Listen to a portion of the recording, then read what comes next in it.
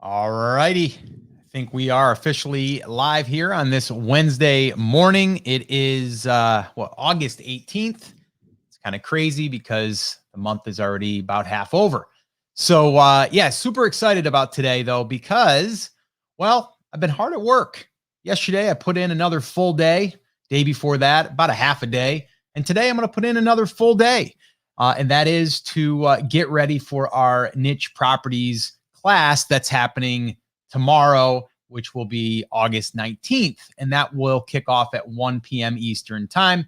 Now, we are going to be teaching this class live, but we will be recording it. And then what we're going to be doing is chopping it up in a sense and creating certain areas. So this way here, we can add additional training once we get this first class through it. So tomorrow we will be teaching it live. I'm guessing it's going to be around 3 hours long after I just went through all of the content yesterday and kind of mapped everything out.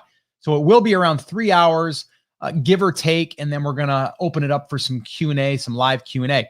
If you have not yet registered or enrolled in the class, I would encourage you to do so, if only if you want to create digital real estate, if you want to create what we're calling niche properties.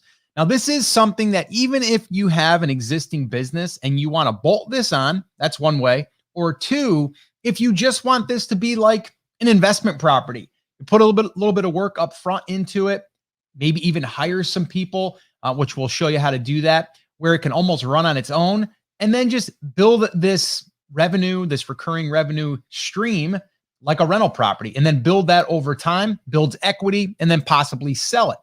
So this can be done in a short period of time as far as getting it set up and getting it running. Then you'll have to continue to maintain it, but that can be probably done in under 3 hours per week.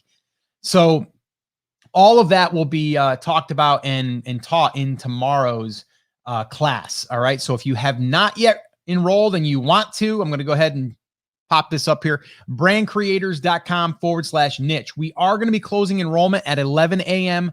Eastern time tomorrow. The reason for that is because the class starts at 1, and we want to make sure everyone that enrolls up to that point can get access to the live room. And if there's any questions beforehand, we can take care of those and we can get ready to start teaching the class. After that date and after this time, we will be opening it up again. We just aren't sure when, but once we get everything inside of the learning portal, everything is there, all of the materials, then we'll be opening it back up, but it won't be the price that it is right now. This will be the lowest that we'll offer this for. And the reason is because, it's the first class, and we're going to reward and give a little bonus or we're going to give some bonuses too, a discount for our early bird students, our first set of students that go through this training with us live. So again, head on over to brandcreators.com/niche, and you can go ahead and get yourself signed up. All right. So today, what we're going to be doing though, is we're going to do a little quick niche drill down. And we went through this the other day. I posted on social. I said, hey, how do you say it? Do you say niche or do you say niche? And it's funny just how people will come on and they'll say, well, the correct way is niche. And then you'll have other people say, well, that's not true. It's actually, and then they give all these different reasons why.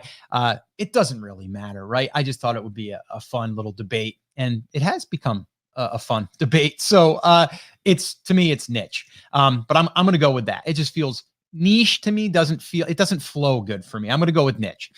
So today we're going to be doing a quick little niche drill down. I'm going to show you probably in under 10 minutes how I'm going to validate a niche. And I got this idea. I posted inside of the Facebook page and the group. If you guys have any ideas, and a lot of them were good, but a lot of them were broad. So the very first thing that I want to say to any of you is you do need to niche it down. Okay. It can't be so broad. Like I had a few people, wedding, like do it on weddings. Let's get a little bit more specific of where we want to start within the wedding market in the niche, right? Where are we going to try to carve out a little segment or a little section, and then we can always build out. And there's a great example today.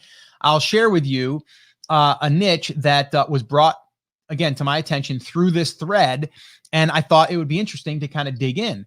And I dug in a little bit just to kind of get a heads up. And yeah, I mean, this is a great way to niche down, but also it's a great example of why you don't want to necessarily name your niche property this exact thing if you want to go into other verticals, which I'll show you how you'll be able to do that in this niche. The other thing is in the class that I'm going to be teaching, the niche properties class, I did a brand new niche that I've never really explored before. And I use that as my example throughout the entire thing. Turns out to be a pretty darn good little niche. So I'm excited to share that tomorrow with you guys as well. All right. So we already got a couple questions coming in. Oh, cool. Happy Wednesday. Excited about tomorrow's workshop. Yeah, I'm excited too.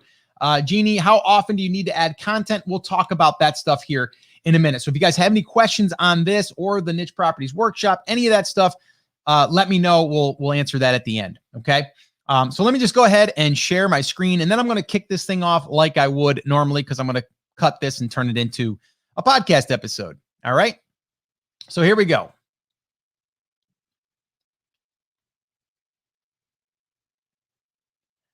All right. Let me get over to my screen here. All right, here we go. You guys already see the niche, so here we go. All right, here we go. All right, guys, welcome back to another episode. And today I'm going to be doing a live niche drill down, and I am going to be sharing with you a very simple process to validate a niche, and from there, decide if it's something that you want to build out. This is the exact process that I go through. It's actually the one that I'm teaching inside of our niche properties class, but I'm going to go through this rather quickly just to show you the steps. Obviously, we can't spend a whole bunch of time here, but this will at least give you the steps that I usually go through, and then also how it allows me to see the potential now, but also the potential in the future. I can look at the competition. I can see what I'm up against, and I'll give you some of those markers that I look for. So to kick this thing off, let's talk about the niche. So I had a post that I added into our Facebook group and on the Facebook page, on Brand Creators page and Rock Your Brand group. And I asked, like, I'm going to be doing a live niche drill down. Go ahead, throw out some ideas. What are you thinking about? And I had a bunch of great ones. Okay, great topics, great niches. But the one thing I did notice is very, very broad. A lot of you are thinking too broadly. And what I mean by that is something like weddings. If we're talking about weddings, that's a huge market. Let's kind of carve out a little spot there. Maybe maybe we start out with talking about barn weddings, right? Like venues about barns. And then you can go down that whole path. Or maybe it's just wedding planners, and then you go down that road, right? Like, so we have to figure out how can we find the angle. And sometimes you're going to do this and you're like, you know what? There's no angles. I actually recently did this on a hot seat with one of our Brand Creators Academy members, and it ended up that this probably wasn't going to be a good niche in this, as far as this drill down this much. So we got to back out of that and go, okay, is there something a little bit more broad that we could go into, but yet we can still get those low competition keywords? So when I'm looking at this, though, I am looking for two things. I'm looking for proof that there's traffic and proof that it's being monetized in the way that I want it to be monetized. Okay. And what I mean by that is I want two streams of revenue. And those two, and that's for these niche properties. If I'm building out a physical product brand, that might be totally different. Right now, I'm focusing on these as digital real estate, things that I can have as much hands off as possible, to where I could put the time in up front, get them up and running like you would build a house or a rental property, and then rent it out and then just maintain it. That's what I'm looking to do here. So I want traffic that's coming in consistently free.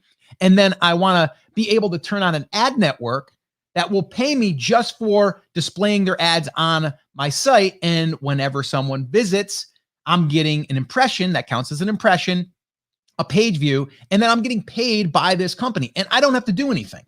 Okay. Now, the other side of it is that I'm looking at is, are there products that are being sold? Now, I don't want to necessarily sell the products, but I want to refer people to products and maybe do, different types of products that they are looking for, that they're searching for. And then I can be an affiliate for those products. And that can be a private affiliate. That could be an Amazon affiliate. It could be an eBay, an Etsy. It could be any affiliate that you're able to recommend a product and get paid for it. Okay. So those are the two that I'm looking for. And the reason why is because I don't have to do anything. Get traffic, put ads on the website, and create some posts that are about products that they're looking for. That's it. That's the model. Okay. So I don't want to overcomplicate this. I want to keep it super simple. Now, could we add an Etsy shop on that and have merch? Absolutely. Could we have our own physical products? Sure. Could we do drop shipping? Yep. We can do all of that stuff. But the two that I'm looking at are those two because they are the most hands-off and I will just get paid for getting the traffic. Okay. And that's all that I'm looking for. All right. So the one that we're going to be talking about here today that I'm going to use as my example, and it was one brought to me by, I forget who it was. It might've been Matt. I think it was Matt. And he said pontoon boats. So I said, okay, pontoon boats. Now in my own head, I'm thinking, okay, pontoon boats. Are there people that are searching for things like information around them or just pontoon boats to go buy one? I wasn't sure. I've never looked into this. So I'm like, I'm not sure if there's enough traffic out there for questions. I'm always looking for questions because I want my site to be the site that is going to answer all the questions. Okay. And then I want it to also be a site that talks about accessories and, different products that go with this thing. Okay. In this niche. So some of my criteria here, and I'm just going to kind of list it out here and then I'm going to demonstrate it. So if you're listening to this on the podcast, I am actually going to be sharing my screen, which I'm doing right now. And then I'm going to be walking through these steps to show you what it looks like. Okay. Now, if you're listening and you can't see that, well, you can do two things. Number one, I'll try to be as visual as I can. So this way here, you understand what I'm doing. And number two, I'm going to also take this video and I'm going to embed it in the show notes to this episode. So you can go to that episode and you can watch this. All right. So the very first thing is I need to find proof. And a lot of people are like, well, Scott, why do you want to find people that have already done this? Well, because I'm looking at competition and I'm looking to make sure that it's not these big websites that have millions of views and they have a ton of authority and all that stuff. I want to find, the small guys like you and me. And I want to see that it's still getting a lot of traffic. And I want to see that they're already monetizing it. So I want to get proof. So what I look for is I want to find at least 3 websites that are currently getting at least 25,000 page views a month, that their domain authority, which I'll talk about that here in a minute, is 35 or less. Now, 35, let me talk about this. 0 means you have no domain authority, which means you are a brand new website. And 100 is you have so much authority that you'll probably rank for anything that you put on your website. Okay. So just think about it that way. All right. So when you have a 35, you're doing pretty good. Actually, if you have anything above really 15 or a 20, and depending on your market, you're probably going to be able to start ranking for even a little bit more competitive stuff. In the very beginning, when you have a 0, you can still rank. You just have to do a little bit more digging to find those low hanging fruit keywords, which again, that's something that I'm going to be going into detail in the niche properties workshop. But let me just kind of go through this. So domain 35 or less. And I want to make sure that site or those sites are running ads. Okay. They're monetizing. Okay. Now, the other thing that I want to make sure that these sites are doing is, are they answering questions? Okay. Are they answering questions? Are there questions being asked? And the other thing is I want to look for is, are products being searched for? Okay. In search. And the tools that I'm going to use for this are pretty simple. Google search, Google Trends, and Uber Suggest. That's all. That's all I'm going to be using. All right. So let's dig in. The very first thing I'm going to do is go to our friend over here, Google, and that's where I am right now. And all I did was I typed in pontoon boat. All right. Now, the very first thing that I'm going to look at is some of these sites. Now, this is an ad up top, discoverboating.com. All right. And then we have Sun Tracker Boats, probably sounds like a bigger boat company. Then we have like some marinas that are local. All right. And then we have Bennington Marine. We have, let's see, Starcraft Marine. So these are all like bigger, sites probably. Like they sell boats. That's what they are. So I did this just because I wanted to come to this page and I wanted to look at this as well. As I scroll down a little bit at the top of the page, it says people also ask, how much do pontoon boats cost? Why are pontoon boats dangerous? Are pontoon boats worth the money? What is a pontoon boat used for? So those are questions. So immediately I'm saying, okay, people are asking questions. And these are questions that could be answered on a website that if they landed there, they're going to get the answer. So that's like a good sign. So I'm just looking at that. All right. Now, if I also just go ahead and let's see here. I just click inside of my search tab where it says pontoon boat, right?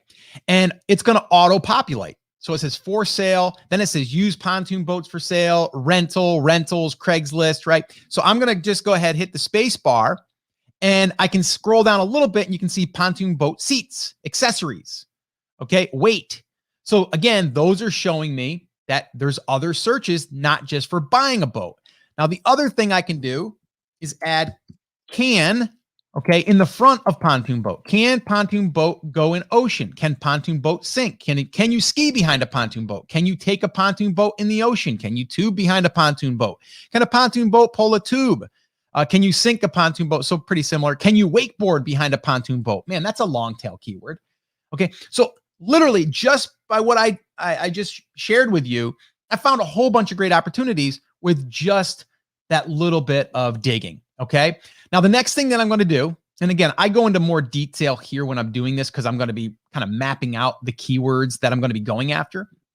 But this gives you an idea of what's being searched for. And we've already kind of checked that box that there are questions being asked. So if I go to pontoon boats here in Google Trends, you can see that, of course, we know that let's see here, the peak is July. July for the last 5 years, and I'm kind of going through this graph right now. I mean, it goes up, it dips, it goes up, it dips, it goes up. And that's because July is the hot month. If I go over to the peak here, July, or that's June, I'm sorry, June.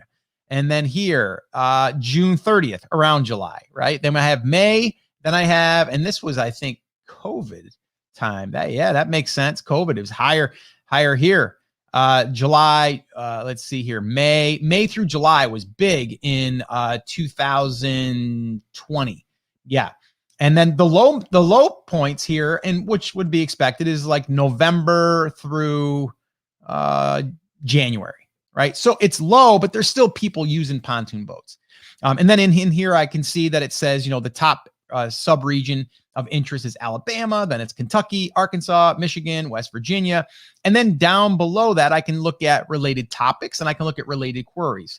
Pontoon boats for sale near me, use pontoon. So it's basically people searching for pontoon boats. Okay. So that just gives me an idea of the trend. And is there going to be a trend that's going to be here and gone?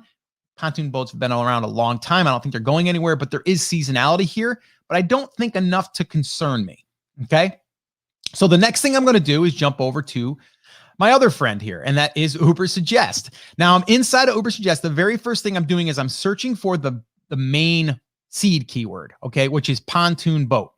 It gets 301,000 searches. Now I've done this when I search for the seed keyword, it might only get 30,000 search volume, and that's fine because a lot of times you're looking for the long tail, but this just gives me an idea of the trend in the search traffic throughout the year. And as I said, August is the highest. And then if I go down, the lowest is between October, November, December, January, February, and then March, it picks back up. April, May, June, July. Yeah. So it's really just, November, December, January is really the dip. Okay. Now, it also gives me an SEO difficulty for the term pontoon boat. It says it's a 35. Again, going back to domain authority, if you find anything that is below usually 40-ish, it's not that competitive, meaning that we can find some stuff probably that we can rank for.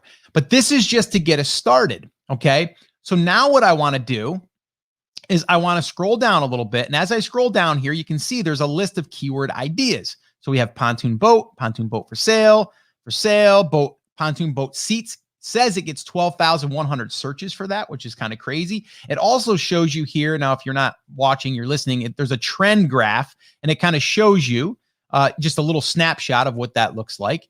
Seats for pontoon boat accessories, 9,900 searches. So then what I'm going to do is I'm going to click on view all keyword ideas. And then what's going to happen is it's going to give me more ideas. Okay. Now here's something that we want to do as well. We want to look here. Now at the very top, it says suggestions. There's 481. Related keywords is 17,301. Questions is 78. I'm going to go to questions, right? The very first one, how to drive pontoon boat, 1,600 searches. Okay. The SEO difficulty, basically like domain authority, like we talked about, is a 31, and it's in the green. So anytime you find something here in the green, that means that it's easier, not easy, easier to rank for than something that is in like the orangish color here, or even in the red. Okay. Here's another one. Now this one here I like a lot because it says something very specific. And again, if the volume says it gets 0 results, but you're like, I know people are searching for that. I've done that. And you can get 500 searches a month, 1,000 searches a month. So I don't base my decision just on this, because Ubersuggest is not 100% accurate. And I'll tell you that just from experience. Okay. But it's a great guide. So how much do pontoon boat weigh? 720 is the volume, and the difficulty is a 6. Okay. Now let's look at another one here. How much are pontoon boat rentals? What to avoid when buying a pontoon boat? That's a great article. 25 on the SEO difficulty. 11 is for how much are pontoon boat rentals? 11. Okay. If I keep scrolling down, what does a pontoon boat cost? Very similar. What pontoon boat is the best? That's another great product-based post. Okay. Here's one that's not in the green, but it's close. It's a 37. How to clean pontoon boat carpet. Okay. Here's that, can pontoon sink? Let's see. What's a pontoon boat worth? How much is a pontoon boat insurance? Let's see. How much does it cost to rent a pontoon boat for a day? Can pontoon boat pull tubes? It's a 25 on the difficulty. Which pontoon boat is best? What is the best pontoon boat on the market? Why is a tri-tune better than a pontoon? That means it's got 3 of those tunes, I guess, right? They're those little barrels. So you get the idea here, right? So I'm looking at this stuff. So right away, I'm like, yeah, I love this. There's green. You know, the SEO difficulty is low in some of these. There's a lot of great questions being asked. I really like that. So let me dig in a little bit and see if I can find some websites that are low authority that are still getting traffic. And it's going to get my 3 websites for proof.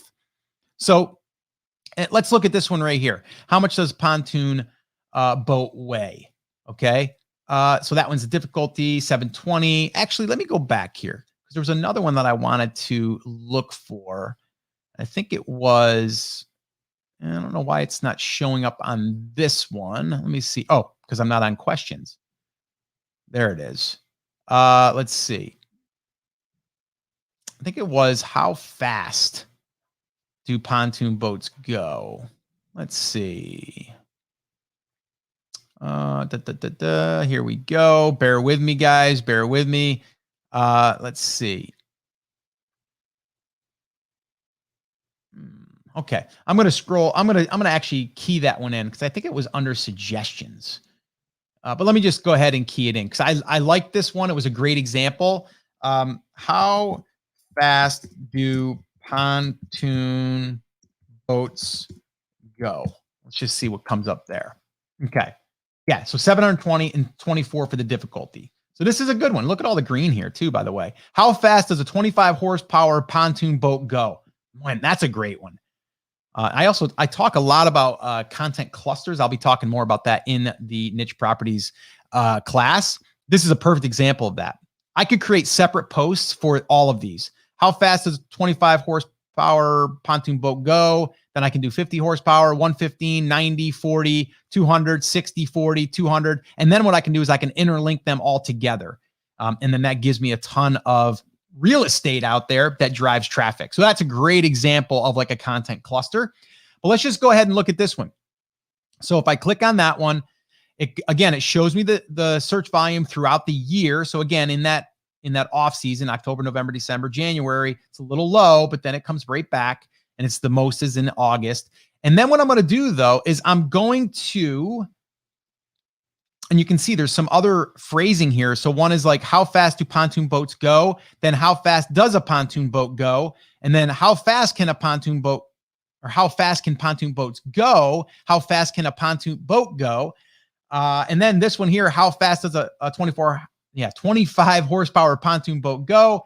And that supposedly gets 50 searches. But if I look at this one right here, let me go ahead and click in. Now what happens is it shows me all of the pages that are ranking on page 1. Okay, so now this is where I can see, is there a site out there that is going to fall in my parameters, which is going to get 25,000 page views a month, and the domain authority is a 35 or less. So now what I can do, and again, I'm not looking for a big boat company. Okay. I'm looking for someone like you or I that's doing this. Okay. So if we look at this here, like look at this one, a domain authority of 1. Okay. That means it's almost a brand new site. And it says it gets 33 visits from this post, pontoonhow.com. Okay. So now if I, let's see here, click on that, it'll show me the traffic for that site. That only gets 672 visits a month, according to this, right? But it only started in March. So this person is building this thing out, Pontoon How. Okay, so I like that. Let's go down a little bit further. Let's see here. Okay, I like this one too. This is a 30 on the domain authority, 208,000. Okay, so there's one. I think I want to check that one out. 208,000 monthly searches or visits. A domain authority is a 30. They're ranking for 72,000 keywords. Look at this. August was 55,000, and it's been growing ever since. Okay. And then you can see here, 21 best boat snacks to take on a boat ride. That's great. 5 of the best floating mats for boats. Now, here's the thing. They are about pontoons, but they're also talking about things that you do while boating. So that's in the beginning when I was talking about, like, you don't want to be so niche. This site is borderline where you can only talk about pontoons, but there's a lot you can talk about just boating. So I'm okay with this, although you still could probably create something that didn't have the word pontoon in it if you wanted to. Google doesn't give a lot of authority because your site has a keyword in it anymore. Those days are kind of long gone. But this is a great way to get ideas for content as well. So if I go down here, look at this keyword here, this keyword that they're ranking for. What is most likely to cause someone to fall overboard? Really? Ship steering wheel, names of pirate ships. That's a good one. What should you do before firing a shot from a small boat? So again, these are not even around pontoon stuff as of right now, although they are ranking for that keyword, but I would use this as my proof. Okay. So that's one site right now. And then I think this is the site here. Yeah. So this is the site here. So I wanted to click over to the site to check it out. So the very first thing I'm looking for is this site running ads right now? The answer is yes. So here I am. Pontoon Opedia is what it's called. Pretty cool little simple site. They have a little button here that says recommended gear, ships blog. So they have a whole bunch of things here. They have inflatable pontoon boats, a whole bunch of stuff. Names, essentials, tip advice, how-to, and guides. These are all ads running on here. So this is an ad probably running from Mediavine, maybe Ezoic. I don't think they do have enough traffic to do AdThrive, so maybe AdThrive. Here's another inline ad, a lot of ads here. Really nice looking post. Nothing crazy though. This is exactly what we talk about when creating niche properties. Not bad at all. Okay. Very, very simple. Okay. It talks about this one question. Okay. Pontoon boat speeds and how fast can a pontoon boat go? This was created on May 3rd, 2018, by the way. Okay. So let's just go to the home page. I'm curious what their homepage looks like. Okay, recommended gear, cool accessories, and then beginner pontoons guide, how-to guides, and then pontoon boat tips. That's good. And then the latest on the blog. Deck boat versus pontoon. What's the difference? That was created June 28th, 2021. That's their last post that they did. So that's one post. And let's go back and see. Best pontoon boat for skier. That was June 15th. So it looks like they're still producing, I don't know, an article a week, it looks like. So not a ton of content. So that's one site. We found that, yes, that's a winner for us. Okay. So let's go back and let's try to find another one. Okay. This one here, skilledoutdoors.com. Now, the other thing I'm looking for in this little bit of research is this page that they're ranking for, this post, is it exactly what I'm looking for as far as it titled? Is it titled, How Fast Can a Pontoon Boat Go? That's exactly what the search is. They've only got a domain authority of an 11, and they're ranking number 3. Okay. So if I click on, let's see here, that site, let's see what that's doing. So that one there is only getting 15,000 with a domain score of 11. So that's actually good news, because that means that a site that's not getting a crazy amount of traffic, a low domain score, is ranking number 3 for this keyword. So there's a good chance we could probably, with a little bit of work, maybe outrank them. Let's see here. What is another one that I wanted to share with you? I think this is Crow Survival. How fast will a 40 horsepower pontoon boat go? Let's just click on that one. There you go. 139,035 domain right at our marker. And let's see, 7 best pontoon boats with bathrooms. How much does a snowboard cost with 10 examples? So this one here does a little bit of everything. So this number's a little high, but I can almost guarantee they have a lot of stuff on boats. I'll use that one as mine, because or as a piece of proof. So we'll use that one.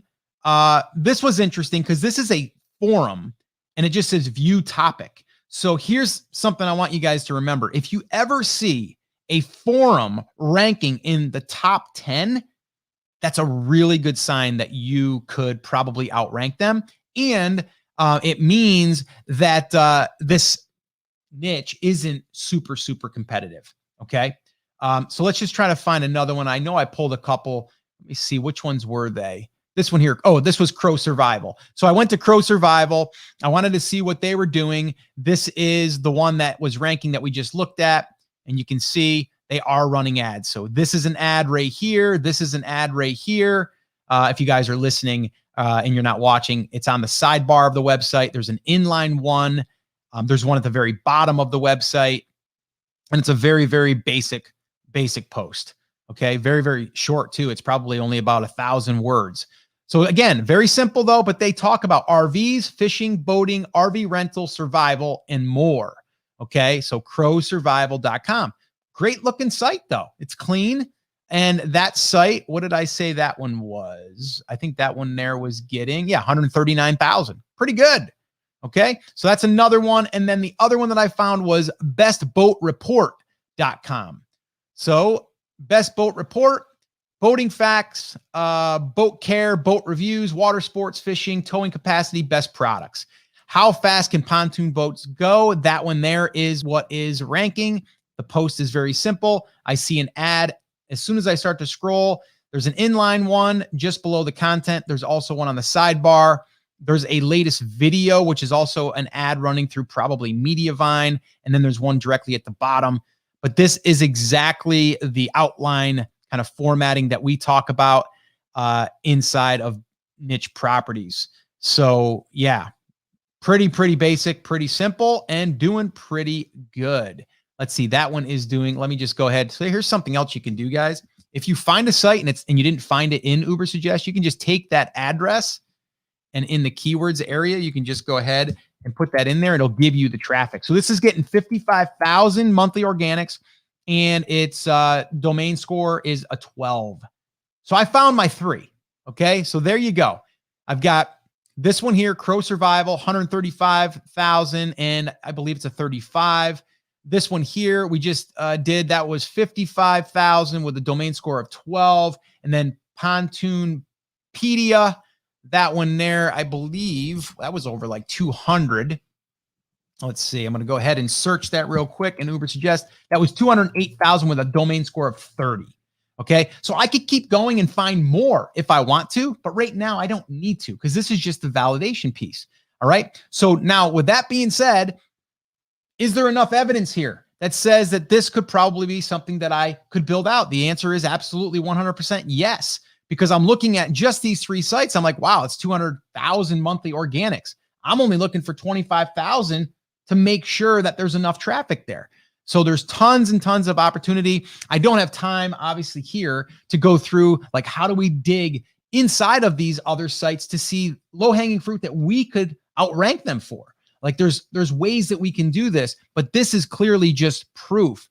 And then what we want to do once we have kind of said, yes, we're going to go down this road, then we just want to start building out the structure, if you will, the content. All right. And we want to usually post a lot of questions. That's why I was looking at the questions. I want to see a lot of questions. How fast can a 25 horsepower pontoon boat go? How fast can a 90 horsepower pontoon boat go? Can you tow or can you pull a water skier behind a pontoon boat, right?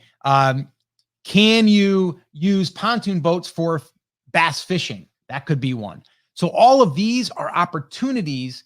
And from there, once we post this content and we get the free traffic and we can turn on ad networks, and that's why on these sites, I'm looking for ads being placed, because to me, that is by far the easiest thing that you're ever going to do to generate consistent recurring revenue month after month after month, just like you would a rental property.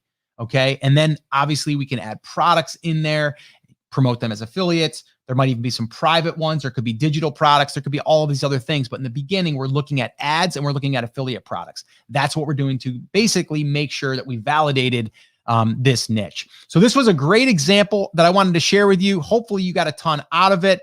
I did want to open this up for some questions. I know that there probably will be some. So what I'm going to do is I'm going to let this run. Normally I'll cut this because this is our coffee talk that we normally do, but I'm going to let this run because you might want to listen in on these questions and I'll answer them. And then the other thing is if you're interested in building one of these niche properties, then I would encourage you to head on over to brandcreators.com/niche and we can get started over there and start building your niche property and follow this process. All right. So make sure you do that if you're interested. All right, cool. So let's dive in here. Okay. I don't even know what a pontoon boat is. That's funny, Jeannie. My father used to have one. And actually, the guy that I have managed my Airbnb, he runs a little company also that rents pontoon boats. We rented one recently. We actually rented one of those tri-tunes, as they call it. And that's got 3. And what that does is it makes it so the boat doesn't rock as much. It's smoother. My father had a pontoon boat that just had the 2 tunes and it rode fine. But you can, we did kneeboarding behind it. We did water skiing behind it. But yeah, that's what a pontoon boat is. It's pretty cool. Would a pontoon boat be considered seasonal? Kinda. But because like I'm in the South now, like you can run, I mean, we have our lake over here. People are using pontoon boats all the time. We have an Airbnb on a lake.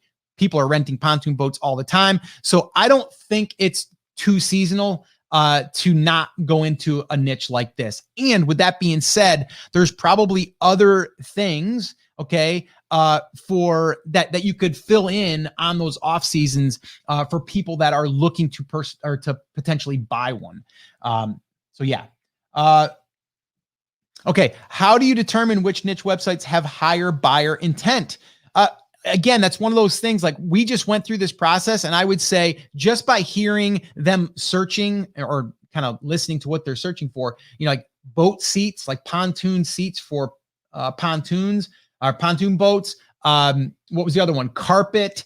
There's going to be accessories. Like, and then I might want to just do a quick little Amazon search and look for pontoon boat accessories and see what comes up.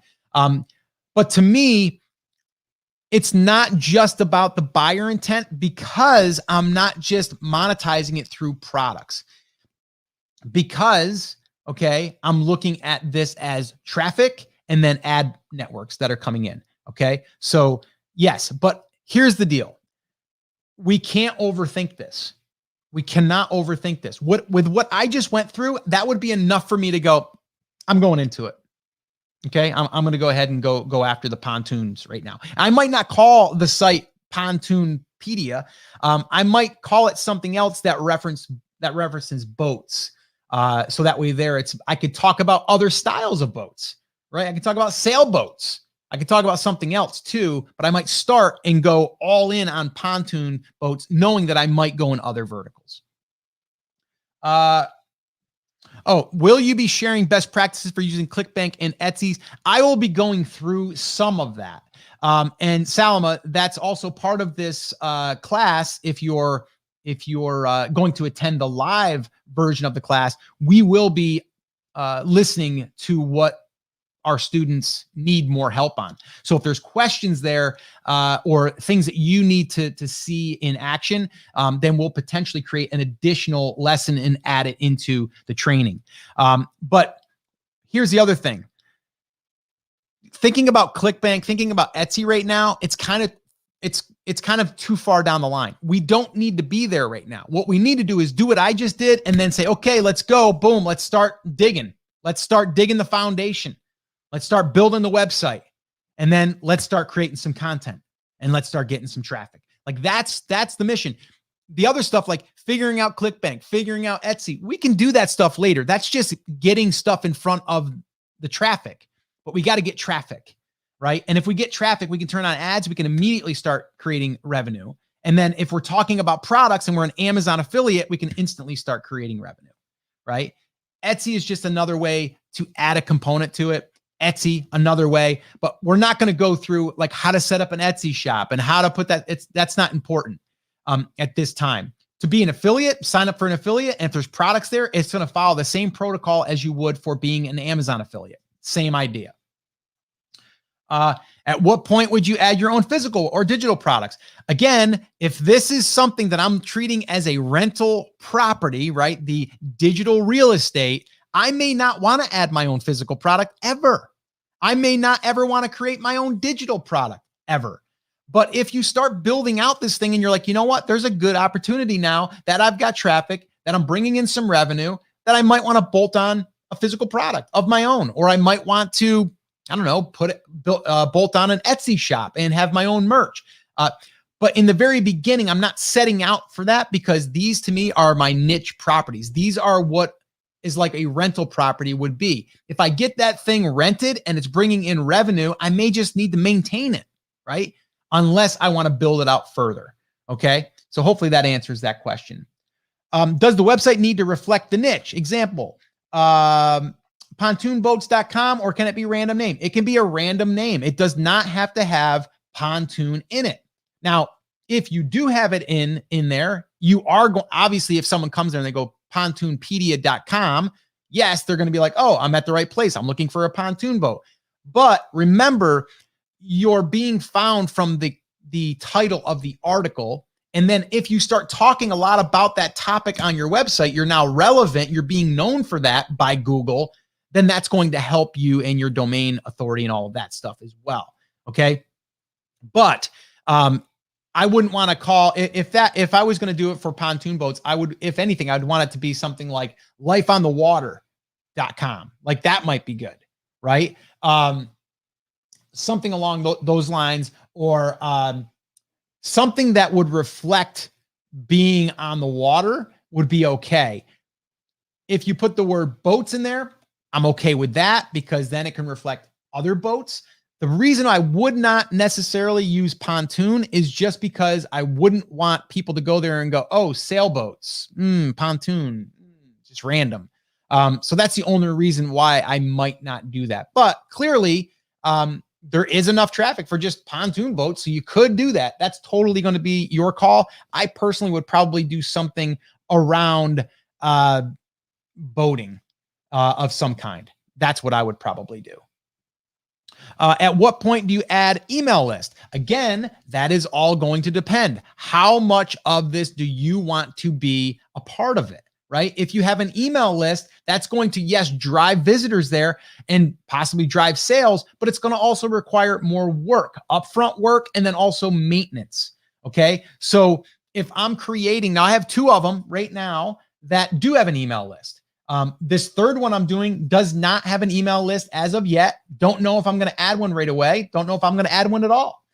And then there's a fourth one that we started building out about a year ago and then stopped because it was just as an example, and then found out that we want to continually build that out now. That one does not have an email list, and I might not build one there either.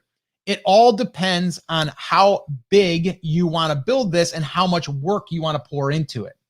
But if you're looking at this as just a rental property in a sense that will get traffic, produce recurring revenue without you having to really do much, just keep adding the content, keep doing your keyword research, and keep maintaining that, then that's where that's going to come in. Like, where do you want to take it? If you want to add your own digital product, that's great. Build an ebook or create an ebook, and then, plug that in. And then really, once that's kind of built, you don't have to do anything else with it. But that wouldn't be the first thing I would do. Same thing with the email list. If I'm looking at this as a brand, as something that you're going to be the face of, then I would say 100% email list. Okay. If it's something that you want to have an email list because you want to potentially launch physical products or more digital products or a course or something like that, email list. But if you're looking at it hands off, I want to get traffic, I want to turn on an ad network, I want to have affiliate products, and I just want to be, I don't want to be the face of it. I just want that thing to produce revenue and, help that market. Then that's the way that I would look at that. How important is passion for the niche? To me, like, I'm not interested in pontoon boats, but I would build something out in pontoon boats because, number one, I see that it could produce revenue almost on autopilot passively. And I'm not doing this, again, like I said, with the idea of I have to be the one producing all the content. Okay. And so because of that, passion doesn't really come into this. Now, if I'm building out something that I'm going to be producing all the content, and you might start by producing the content, and that's fine, but you might also want to offload it eventually. Or you might want to offload it right from day one. If that's the case, passion doesn't really matter. Now, is passion going to help you be interested in the topic you're talking about? Of course. That's why inside of the niche properties class, I'm going to also share like how to find your niche. And one of those ways is, what are you interested in? What is something that maybe you're already interested in that could be the niche that you start your first niche property? And then that way it makes it a little bit more exciting for you. But it doesn't necessarily have to be a passion. My passion and my hobby really is building niche properties or building websites that get traffic, that bring in revenue. Like, that's a hobby to me. Like, I like building them. It's fun. I love the challenge. So it does matter if you are going to be the face of the brand or if you are going to be solely the content creator. So that's what I would probably advise. But if you have a niche that you're interested in and it all checks out, and even if you didn't want to start being the face of it, but eventually wanted to, that's fine. And if it's going to help you create the content, then go for it. But I don't think it's as important as a lot of people think. Would products increase what you can get for a website or decrease it because less opportunity to improve? I think what you're talking about is as far as selling the website. Whenever you add another revenue stream to that property or to that website and to that business, it's going to make it less risky for an investor. So yes, you would get a higher multiple. But again, you have to ask yourself, how much work is it going to take me to do that? And how much maintenance along the way is it going to take to do that? How much support am I going to have to deal with? Right. And so that's what you have to ask yourself. But yes, to answer your question, if you add products, whether that's even, a digital product or something like that, it should increase the multiple when you're selling that, because it's another source of revenue, number one. Number two, it's diversification. But to me, I've seen them, and I'm even looking at them myself. If I'm looking at a website right now and it's getting traffic from Ezoic, it's getting paid from Ezoic or Mediavine or AdThrive, and it's got a few affiliate products that are bringing in revenue, and that's all it has, I'm cool with that, right? But it also allows me to see, okay, there's more potential now if I want to add a digital product, or, oh, I can add more content and drive more traffic and bring up, the revenue on the ad side of things. So I am looking at all of those things when I'm doing it. But yes, to answer your question, if you add products or other revenue streams, it will increase that. It will increase the multiple. Let's see. Aldo. Hey, Aldo.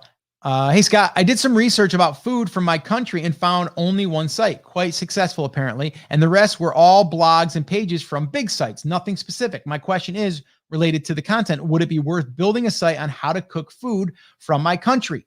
Well, here's the deal. If you can't find, like I just shared with you, some sites that have already proven that, then I would say, I don't know, right? It's a risk, right? I mean, I think everything's a risk. Right? We could say, oh, I checked out everything that I just shared with you and I could create a pontoon boat site and it doesn't do great for whatever reason. I don't think that would be the case, but it could. But if I didn't find the proof that I just shared with you, as far as like validating this niche, then I would be like, I don't know, we can try it, but I've already proven it. Okay. So if you can't find 3 sites following that criteria that I just gave you that are generating traffic, that are the domain authority is lower than 35, and you can't find those, then I would say you probably got to look at another angle of the market, or maybe adding, different niches together underneath the umbrella of recipes.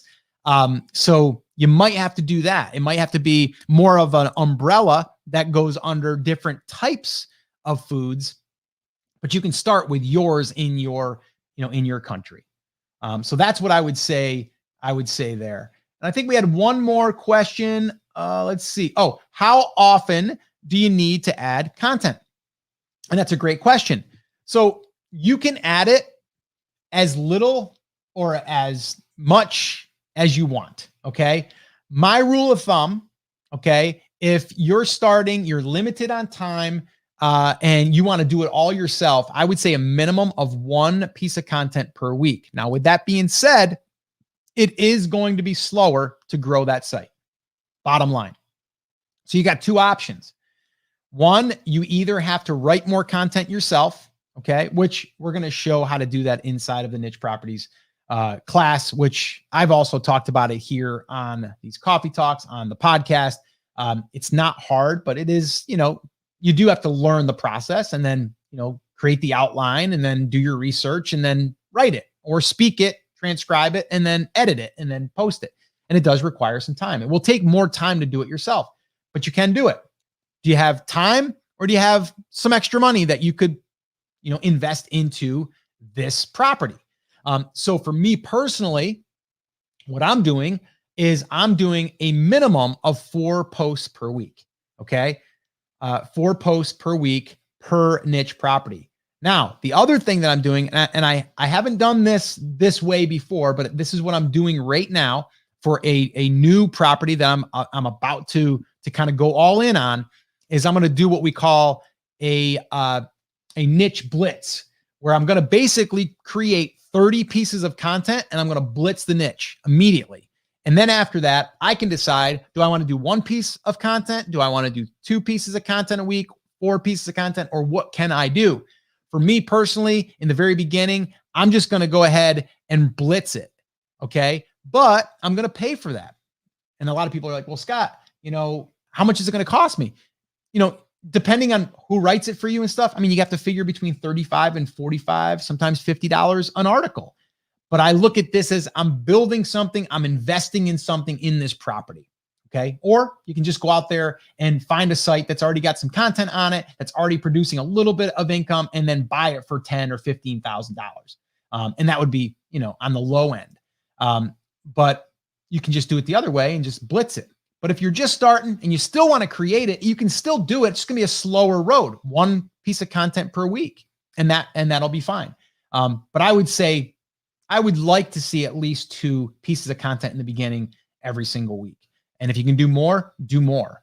Because the idea here is to create a lot of little mini assets out there that drive traffic back to the site. And then you start ranking for all of these different long tail keywords, right? like that site that I shared with you, I mean, they're ranking for like 30,000 keywords. I think our site's ranking for like 16,000 keywords. That's because that one long tail isn't just being searched for like that. It's being searched for all other variations, and you're coming up in search, and then that's going to drive traffic. So that one article might have said in Uber Suggest, if you rank for that long tail, it'll get you 100 searches. But in reality, with all of those other combinations, you're getting 600, 1,000. Okay. So it starts to really, really add up and compound. So that's what I would recommend there for how often to do that. And let's see here. Will you be giving templates in Workbook for writing articles? The answer is yes. And some of that we already have, but we are going to be creating some new material as well. And like I said, with this class, depending on when you're listening to this or watching this, our first class is always the one that kind of helps us shape the training and makes it even better, more robust, easier to follow. So basically, as we go through this training, we're going to also get feedback from our students, what they need extra help with. If people are saying, Scott, we need templates for writing a product-based post, boom, we're going to create a template. We're going to give it out. Okay. But yes, we are going to have templates to follow. We're going to have a process to follow for creating that content as well. Jeannie, how many words approximately each post? Again, that will depend. I like minimum of 1,200 to 1,500 words. That's what I like as my standard. All right. So, all right, that's going to wrap it up. I got to actually get rocking and rolling here because depending on when you guys are listening to this, but the time that I'm recording this, I got to get ready because tomorrow we're going to be doing our live niche properties class. And I've got another full day of creating all of the training. And it's funny, I said this in an email this morning that I've probably got over 30 hours in it combined with myself and Chris Schaefer, who's also going to be teaching on this class or in this class. And we probably have 30 hours and we'll probably have more into creating this training. And it's going to take us about 3 hours to teach it.